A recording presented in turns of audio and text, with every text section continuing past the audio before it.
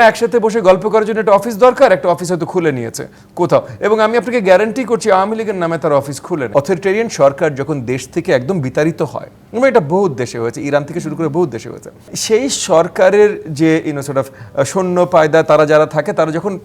পলাতক হয়, তখন পালানোর পর তাদের ওই বাস্তবতাটায় আসতে কিছুদিন সময় লাগে, তারা ডিনায়ালে থাকে অনেক দিন, তারা মনে করেন আমরা হয়তো কোনোদিনও ফেরত যেতে পারবো বা এইটা করবো সেটা করবো। তো আওয়ামী লীগ বা আওয়ামী লীগের এই যে বললেন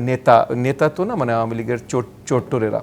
এরা এই ধরনের চিন্তাভাবনা, এই ধরনের ডিনায়ালে এখনো আছে যে তাদের আসলে কোনো ধরনের অ্যাক্টিভিটি আছে বা তারা আসলে কিছু করতে সক্ষম হতে পারে। হ্যাঁ, তারা ঝামেলা তৈরি করতে চেষ্টা করবে, এখনো করছে, এখনো অনেক টাকা পয়সা আছে, চেষ্টা করছে, বাট রাজনীতি এদের নাই ভাই। এরা একসাথে বসে গল্প করার জন্য একটা অফিস দরকার, একটা অফিস হয়তো খুলে নিয়েছে কোথাও, এবং আমি আপনাকে গ্যারান্টি করছি আওয়ামী লীগের নামে তার অফিস খুলে নেই। কারণ আওয়ামী লীগের নামে অফিস খুললে, কারণ সব জায়গায় তো লিগ্যাল জিনিসপত্র হয় না, এখানেও ঢাকা শহরে যদি আপনি একটা বাড়ি ভাড়া করতে চান, তাহলে সেই বাড়ি ভাড়া যদি অফিসের জন্য করতে চান, তাহলে অফিসের